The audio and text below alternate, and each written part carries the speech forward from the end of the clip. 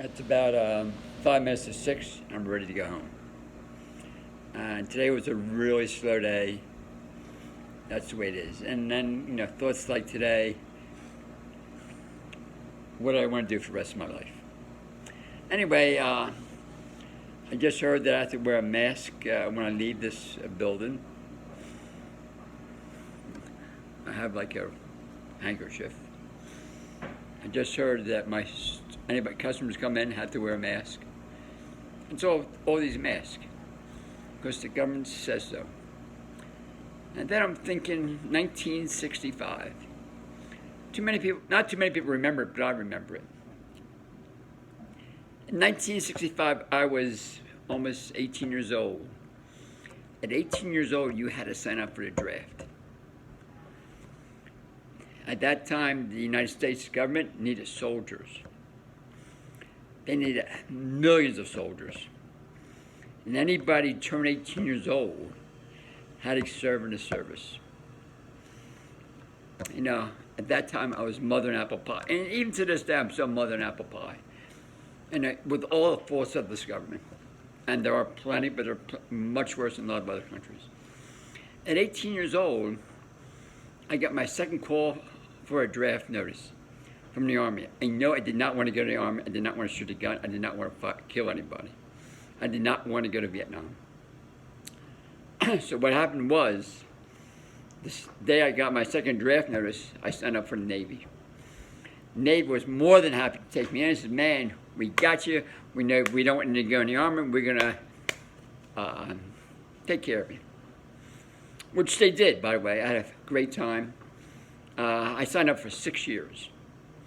6 years in the Navy. So 2 years active duty, 2 years active reserve, 2 years in active duty. That's the way it worked. So I signed up. I did my basics in Philadelphia on a ship. And then I did my boot camp in Great Lakes. And it was for 80 days. Only one day was the worst day ever. And that was the day I had to put this freaking thing in my mouth and for 2 hours. I hated that. Other than that, Navy was pretty good. But I did notice that when I came back from the Navy in a uniform that I served for 4 years, I was super proud of it. And when I noticed back then, everyone tried to treat me like shit.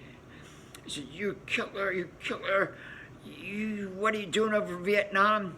I said, "Well, I did it for my country." What happened was the Vietnam War that was based on a government saying we had to go to war, fight the enemy, and I believed them 100%. Whatever they said, I did. And while in the Navy, after the first year, I felt guilty. I was having a good time in the Navy, so I volunteered for Vietnam. What? I was going to go to volunteer Vietnam. I said, I need a fight. I need to fight for my country. Mother and apple pie. Boom, boom, boom, I'm going to go. And he said, "Well, you can't go. You don't have enough time left." Anyway, I got back. I remember Pacific. I was in San Francisco. That's where he dropped me off in San Francisco. I was walking the street to my Navy uniform. I was proud in hell. People were looking at me strange. They thought I was an alien because I served my country, and I shouldn't have been doing that over Vietnam. It became an unpopular war. Do you know what it means? The people did not longer want the government to support sending troops to Vietnam. Do you know what it means? They did not want it. Do you know what it means? They did not want people, young 18-year-olds, 20-year-olds going to Vietnam and dying because they were dying by the thousands. So eventually, me and my Navy buddies, or Army buddies, we were like 5, 6 guys. We said, "They're right. Why do we go over there and fight? There's no logic to it. We believe in our country, but we believe there was something wrong there."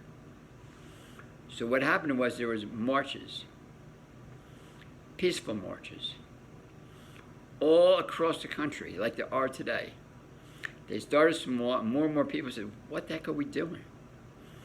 Eventually it wound up to be 2 million people in front of the White House. thousands and millions of people in front of the White House. And the government had buses.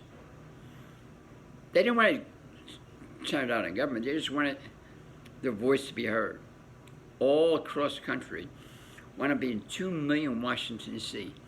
People were just raring to go. This was their chance to speak their voice. So what happened was, there may be 1,000 soldiers on the other side of the buses. They fired tear gas, everyone went home. That's the way it was.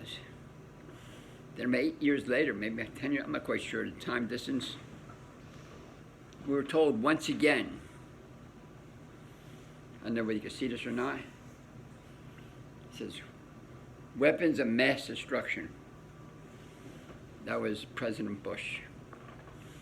And all the leaders of the Republican Party and maybe the Democratic Party were saying Iraq is going to destroy us. Weapons of mass destruction. But this time there was no one was really saying anything. But they were just kind of, they didn't know what was going on, but they kept on hitting. They kept on hitting.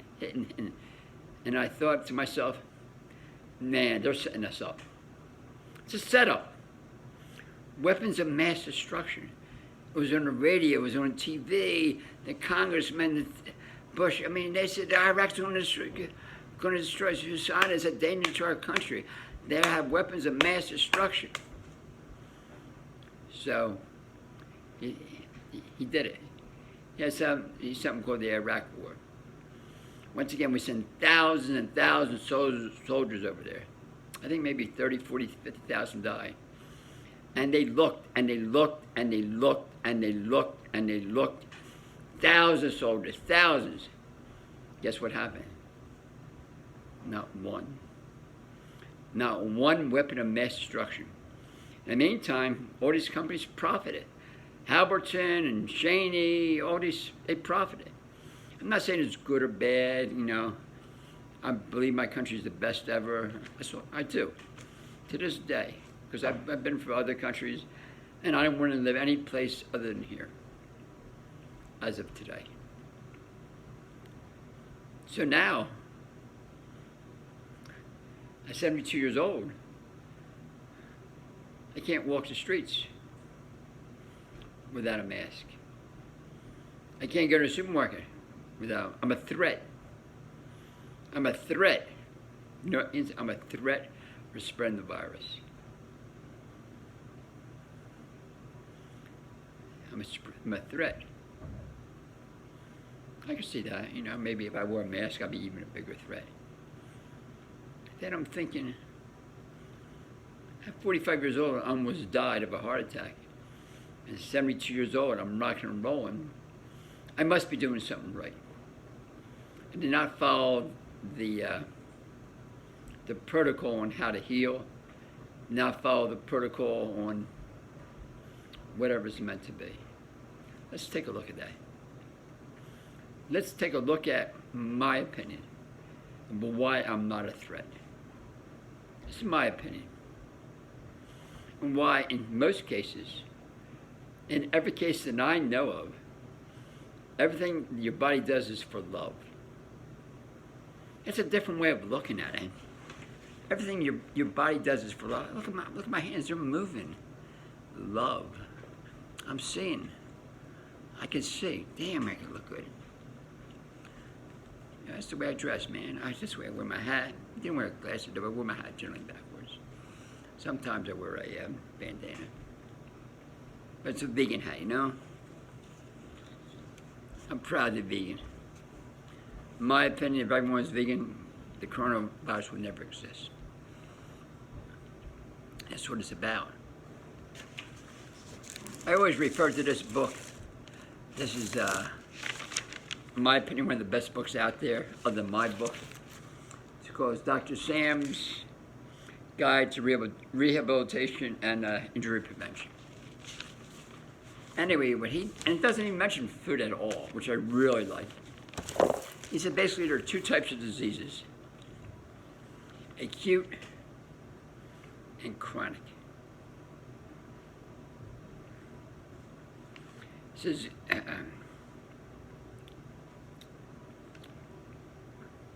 which means the body has acute disease. The body's instinctive healing processes, which means you're putting food into your system that your body does not want. It has to attack that which will harm it. In other words, the body isn't being attacked, but rather doing the attacking. As a defense action, or created body to protect itself, that which is threatening it. So the acute disease is usually rapid onset, short-lived, and will end in full recovery or possibly death. It will end in full recovery or possibly death. What does that mean? This book was written before the coronavirus. It was written it was written based on something called natural hygiene. I'm pretty sure he used that as a basis. I'm not positive. In the acute, the body will destroy that which is attacking it, and end in either complete recovery or death, depending on how much internal force you have. What does that mean? What does that mean? I don't know. 75 trillion cells want love. 20,000 life units in each cell want love. 380 trillion viruses in every single person want love. 60 billion bacteria in our system want love. They do not want food that will destroy our system inside it. That's God's love for you. People don't, what does that mean? What does that mean? My friends, every disease is based on that. It's always about the love. Your body never ever makes a mistake, ever. And what it's doing is protecting itself. The alkalinity of our blood has to be at 7.4 at all times. You know what it means? The alkalinity of our blood, and by the way, I'm just a dishwasher. Most of the time I'm washing floors, washing dishes. No, I'm not a doctor. I'm not a doctor. And I always say to people, do not believe a word I say. I'm lying to you. This is my opinion. If it makes sense, resonate with it, do your research. It's about life and everything that's going on. People say something to you, I don't know, do you believe it or not? Well, he's an authority, I have to believe it. I question everything. That's my nature. I question everything to see whether it resonates with my well-being. If it doesn't resonate with my being, I have to take a look at that. That's how I live in harmony and peace. Everything that happens is to my benefit, and I have to see it to my benefit. So the question is, 7.4 is the alkalinity of our blood. If it goes to 7.35, you die. Do you know what that means?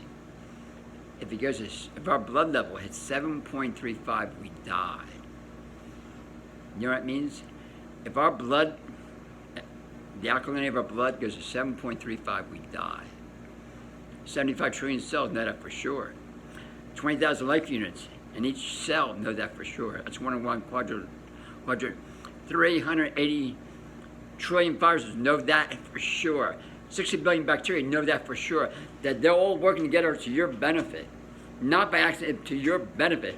So when you're putting food into your system that the body does not want, the body goes on full-scale military alert to destroy it. That's top of the line. That's over the top. That's living a dream. That's why I'm eating my bananas. Alkaline. You know what I mean? That's alkaline. That's Mother Nature at its finest. I eat 10, 15 every single day. That's why when I'm leaving here, I got two hours of yard work. 2 hours of yard work. That means I'll actually go shopping first for some avocados.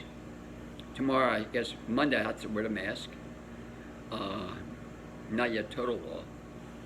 And then I have to go shopping. Come home, I have to do maybe 2 hours of garden work. At 10 o'clock at night, after working all this time shopping, I start my jiu-jitsu class with a guy who's 25 years old, 6'1", 200 pounds.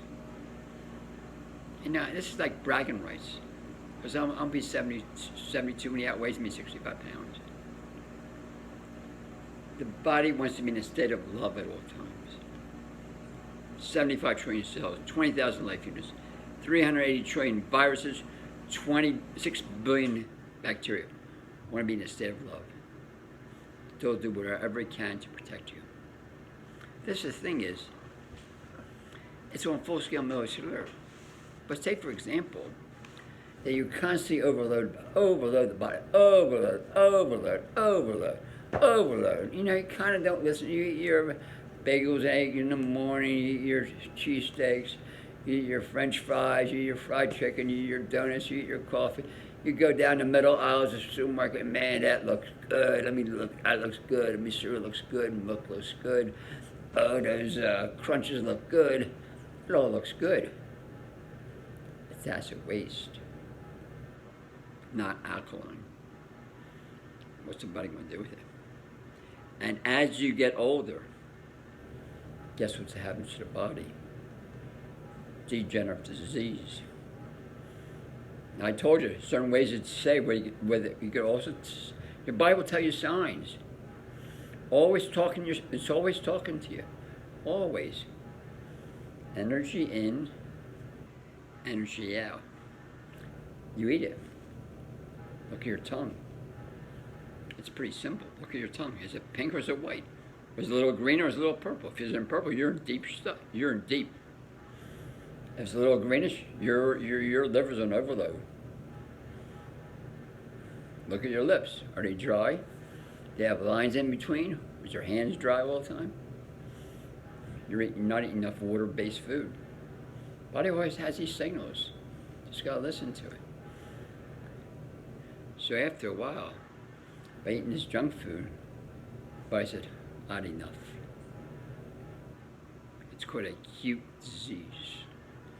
It says I had enough. I can't stand anymore. What I'm going to do is create an energetic vibration because I can't deal with it. That's going to last anywhere from 7 to 14, 21 days. Predetermined by the body's intelligence. Now, take a look at life. You go outside, we're all connected. The trees, that's why I made a promise to the trees, and I'm serious about the trees. I made a trees in South America that are being torn by the Amazon, I will protect you. I made a promise to a tree. I personally made a promise to one tree in upstate New York when we were tree hugging, and I sat by his side and I listened to him crying about all his brothers and sisters are being torn down so people can eat meat. I made it so that won't happen. I will do whatever I can to protect your brothers and sisters. So I started 2 vegan programs. My goal this year was to save 20 million trees. That was my goal. The way to do that is to convert 2,000 people to veganism. And I worked hard at it, which means I would give away free food, really challenges for us. They call it 30-day vegan challenge. They become vegan for 30 days. I would feed them for $3 a day, 1 meal. So on this level, that we're all connected, and generally during this time, it's a cleansing. That's when flu occurs every year. 25, 30, 40, 50,000 people die. Not because of the viruses, because on an energetic, this is my opinion, on an energetic level, our body's going for a cleanse. Most people recover. If they're strong enough immune system, they'll recover. And the amount of people that are affected on this level, if you take the facts on the total population of the United States, it's not even, I think it's like, someone did a facts and figures, how many people live in the United States, how many people have the corona. I mean, it's just an infinitesimal small number. But because of this knowing, the powers to be and the powers behind the powers to be knew of that. This is my opinion. And their goal was to create change, such as the world has never seen before. Believe in this name, and they call it a special name. Today's Corona, tomorrow could be Lycomen. You hear that? Next year could be Lycomen. And you need a test this year for Corona. Next year, we need a test for Lycomen. And next year, everyone will be quarantined because they're afraid of Lycomen. I mean, all the gains that we gained after this epidemic, where people are quarantined in their house, they can't go out, can't go to bars, can't socialize, have to wear a mask everywhere, and I'd be in total fear, not in total love. Total love, you know what it means? I'm talking 21 minutes, it's a long time. It's a long video. Total love is the key. Your body doesn't make mistakes, ever. And everything it does for you for love.